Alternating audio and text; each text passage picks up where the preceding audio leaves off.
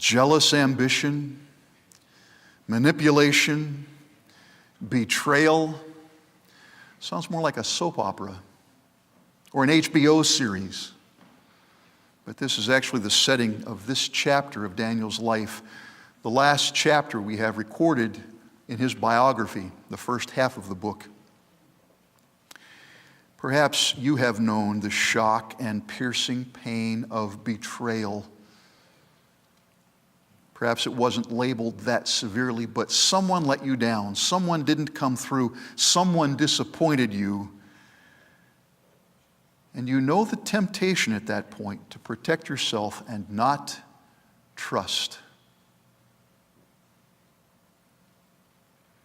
Life has a way of teaching us to be careful whom we trust. Last week I got the same phone call that some of you did, saying that I was the subject of an IRS lawsuit and I should call a certain phone number immediately. They even got me. No, I didn't call the number. I've been watching Channel 8 News and listened to some of you recount your experiences. Some people you just learn not to trust.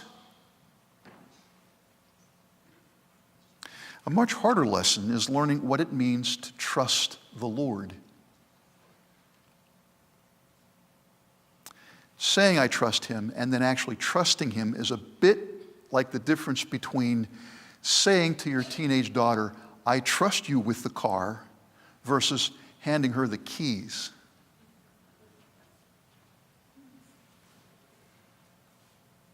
In this last episode of Daniel's life, we're going to see what trusting the Lord looks like.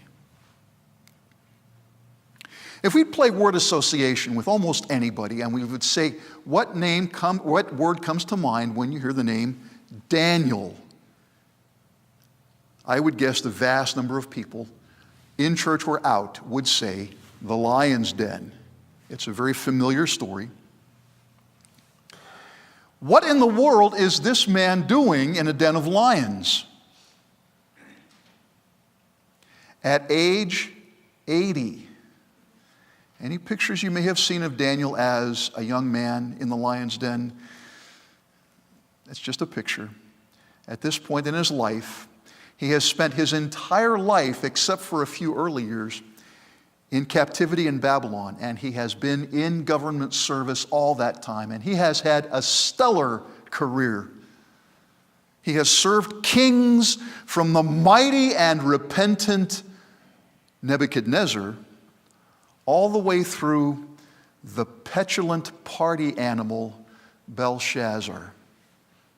Now there's a new king who is going to reorganize the old kingdom. The new king Darius recognizes Daniel's ability, has heard about his track record, and above all, he recognizes Daniel's character. That set of qualities that makes Daniel the kind of man he is. It reminds me of something that Billy Graham once said. Live your life so that you would not be afraid to sell the family parrot to the town gossip.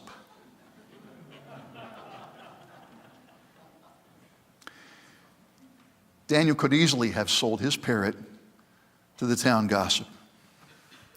And so because of this character and his outstanding ability, proven over the years, Daniel is about to be promoted to the highest position in the entire empire. And he's got some people who resent that. I'm just as good as he is. Why didn't I get that position? These jealous peers know that they can't get him for any negligence or any corruption. And so the one option available is to go after his faith. They know that is sterling too. Got to be some way to use his faith against him. And they somehow connive and convince the king to issue this absolutely absurd proclamation. We're not sure why Darius fell for this thing. Issue a decree that for the next 30 days nobody can pray to any god or any human except for you. It might have been a sop to his vanity, but for some reason he bit and issued the decree. For 30 days, no one can pray to anyone except Darius, on pain of death by lions. I'd often wondered why in the world this king was keeping a den of lions. It turns out that at various times in the Babylonian and Persian empires, kings would keep lions for sport. They'd release them and go hunt them. And apparently Darius enjoyed that pastime from time to time, so he kept a den of lions, never having any idea that they would be used for this. Daniel has been praying to the Lord 3 times a day for his entire life. It's one of the things that has helped him develop the character and abilities that he has, the Lord has blessed him with.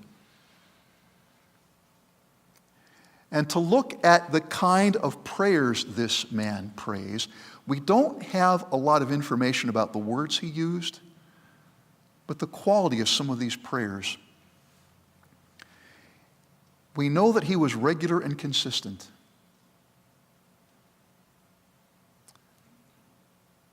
One of the qualities that makes prayer such a powerful part of life is when we do it regularly. And don't wait for the crisis.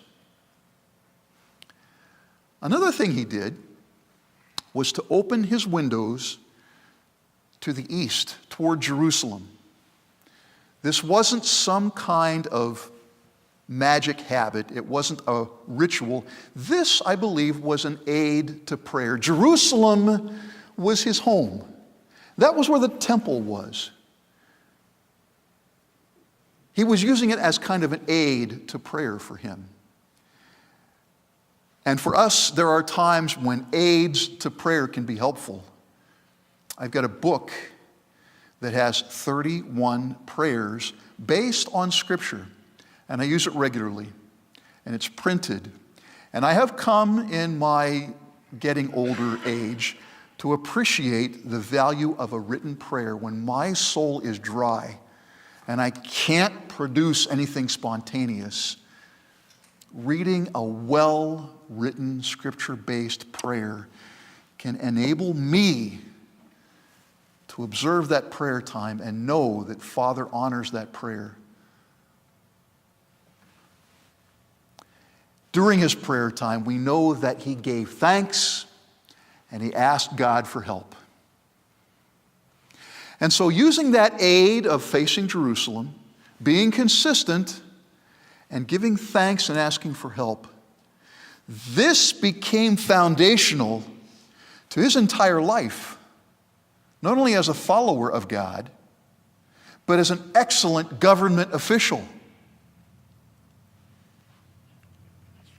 Now he's about to face one of the great crises of his life. For 30 days, no one may pray to any man or God except the king. Here's the dilemma. It's only 30 days. Maybe I can just knock off those 30 days out of respect to the king's command and pick up where I left off. It's only 30 days.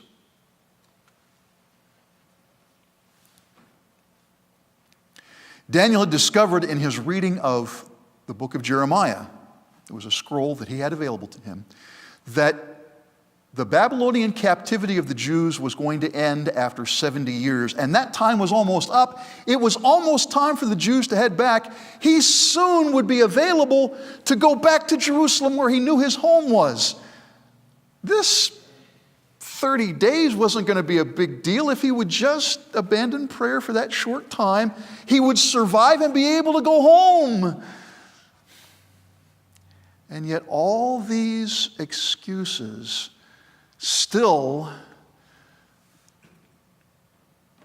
left him with the feeling that abandoning prayer for those 30 days is a compromise that I'm not willing to make.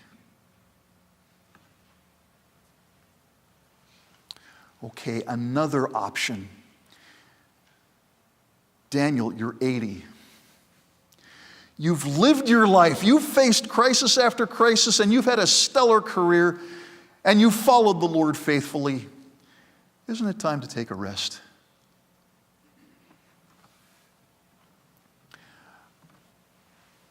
Daniel found, as followers of Jesus often find, and you may have found, that some of the major crises of your life don't happen when you're young and strong and you can deal with it. They happen when you're older.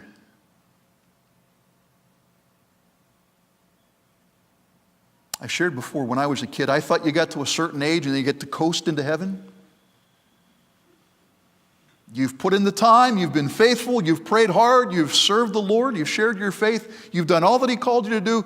Now, I can kind of spiritually retire. And just about the time you think that, then a crisis hits.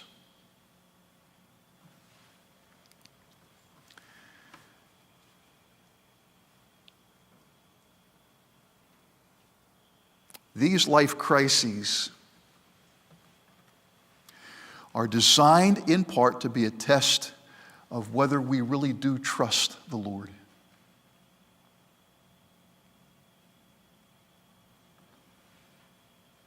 Daniel was betrayed by jealous peers, but there was this accidental betrayal by the king. The king didn't intend to betray Daniel, but his vanity got the best of him. And those people who intended to betray had the upper hand. And the king had no choice, his hands were tied. To make matters worse, Daniel seems to be alone.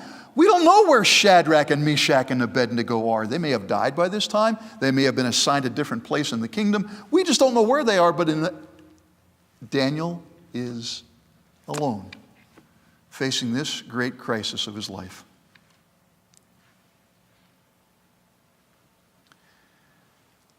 And his response to this crisis was to do the thing he knew to do and leave the results in God's hands. 3 times a day for his entire life, he opened that east-facing window and prayed. Apparently he prayed aloud because those betrayers heard him and knew that he was not praying to Darius, he was praying to someone else. But this was such an integral part of his life. He knew this is what he needed to do. He didn't know if Darius would be able to get him out of this. He didn't know that God was going to send an angel. He didn't know what was going to happen. He just knew that in the middle of the crisis, he did what he knew to do.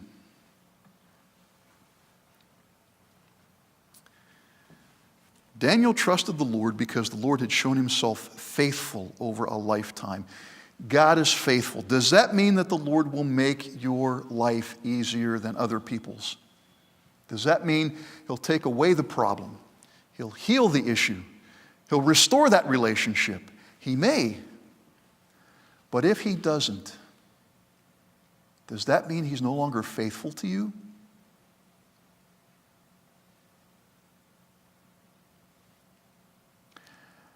We use that phrase and we sang it today. God is faithful.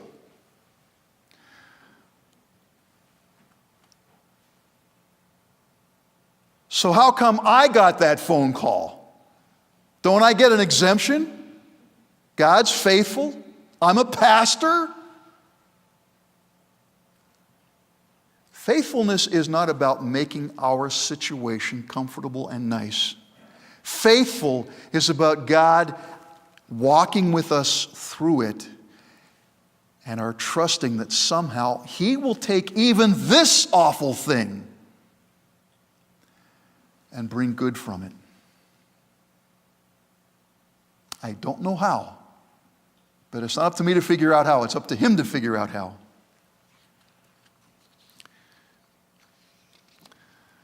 Story about a 17-year-old girl. 4 more days and she would be 17 years old. It would be her father's birthday too, but this year there would be no party. America was mired in the Great Depression, and her father was dying. Instead of gathering presents, the family, a mom and 7 children, gathered around a rickety bed and prayed over the sound of his labored breathing.